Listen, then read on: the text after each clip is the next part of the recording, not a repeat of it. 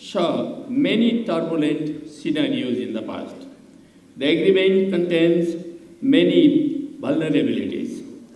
The first and foremost is that it is designed to serve the purpose of giving articulation to a deeply designed security strategy of the US government in South Asia, and therefore it may cause serious harm to the long-standing geopolitical balance in Nepal's relation with our great neighbors, the People's Republic of China and Republic of India. Hence, the agreement saw a flood of comments and opinions from all walks of Nepalese life. However, the major political parties that lead the government and represented the opposition bench choose to disregard the people's opinion and people's voice and the nation's interest. When the ratification process was going on, a drama was surprisingly played within the House of Representatives and the meeting of the political parties. Some political parties brought their students and youths onto the streets, but negotiated with MCC policymakers and representatives in the closed meeting rooms. Many leaders of the political parties betrayed the people and nation, and many youths, students, experts, and intellectuals for their patriotic stand suffered a lot. Some of them disappeared from the scene today, and some of them face very difficult times too. Even in the process of ratification, the then opposition party of the parliament was on the strike against the government. They tried to disturb the ratification process for their own self-interest. They had encircled the well of the house. They were making loud slogans against the government. No voice was audible to anybody when the ratification process was going on in our parliament. No voice was audible. There was noise in every corner of the house. At that very moment, one member of government put forward the proposal for ratification to the House from the rostrum. Nobody could listen to the voice of the speaker.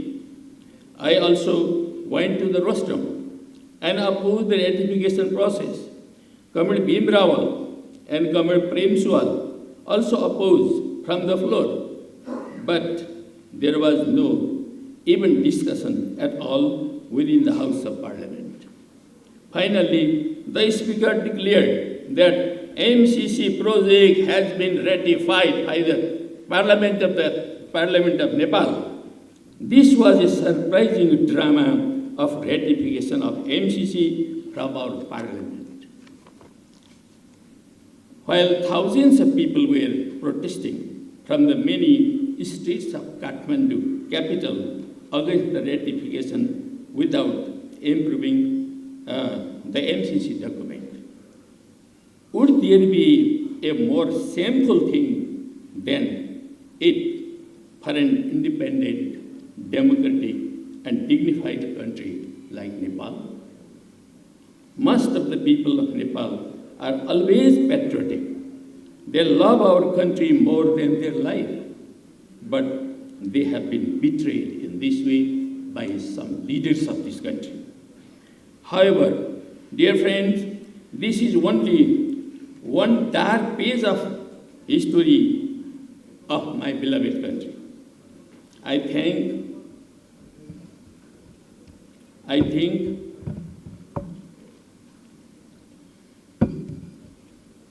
think such events are normal in the patriotic movement in the international arena too. Patriotic people everywhere must be bold enough to defend the interest of the people, nation, and their country. The betrayal of some so-called leftist outfits was outrageous in our country.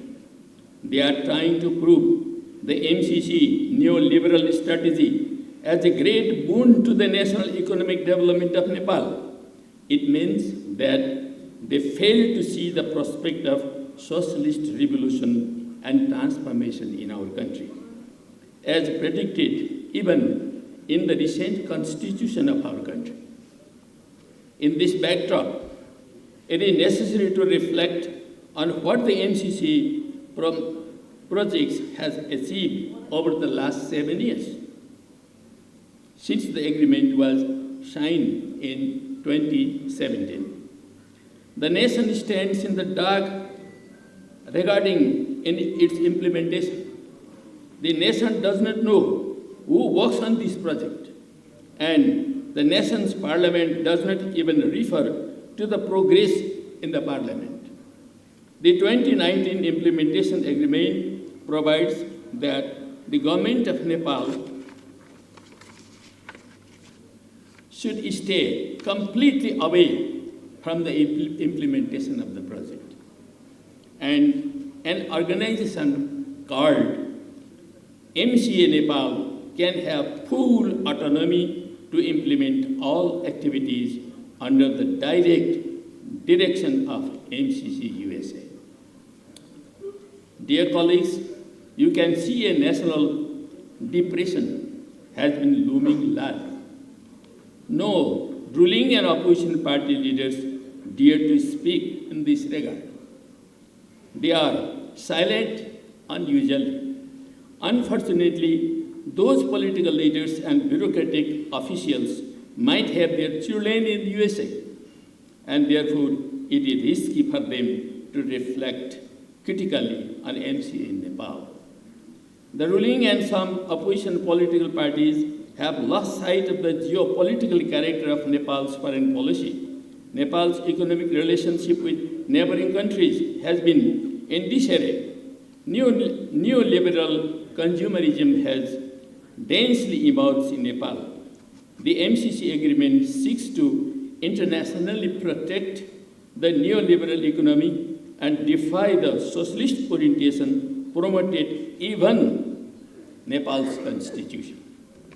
In this context, this conference is very, very vital and imminent. Dear friends, as we know, there were two agreements signed. Gyanendra Bahadur Karki signed the first agreement with Jonathan Nash in 2017, and the then Finance Minister Yuvraj Khatiwada signed the second agreement with the Vice Chair of the MCC in 2019. Interestingly enough, while the Nepali Congress has initiated MCC, the honor of expanding the agreement goes to the government led by one communist faction. Sometimes it looks like a joke, but it has been a reality.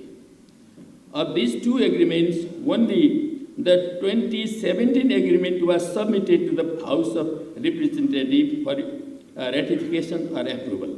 Nonetheless, none of these agreements has a provision having a requirement of parliamentary ratification. Both these agreements are financial aid agreements.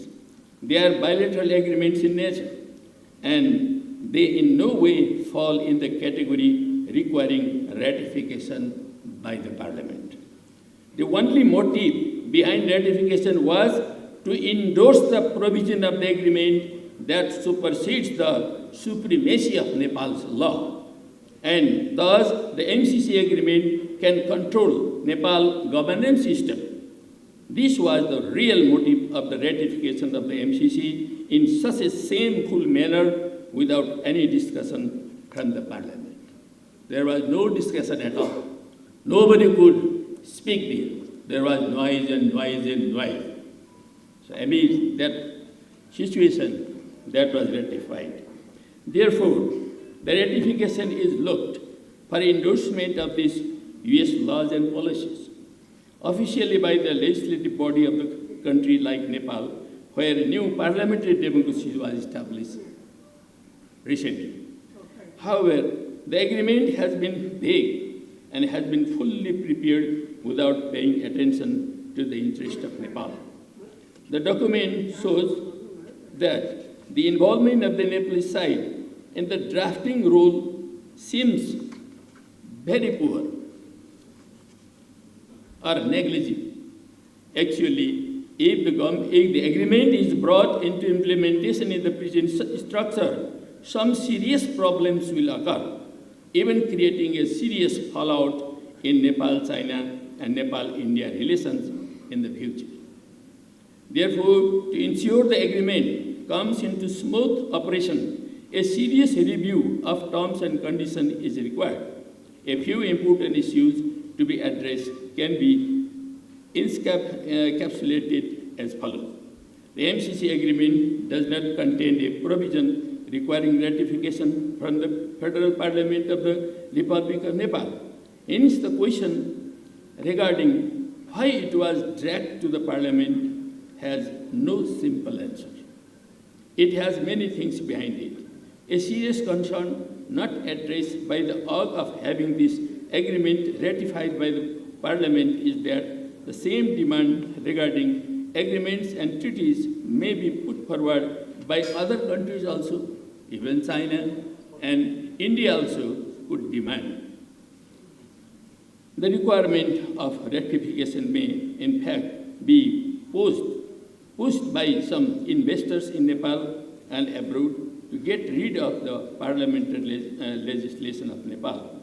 This agreement gives sweeping authority to MCC and MCA Nepal, violating the constitution of Nepal. The authority given to MCC and MCA Nepal is exclusive of the government of Nepal.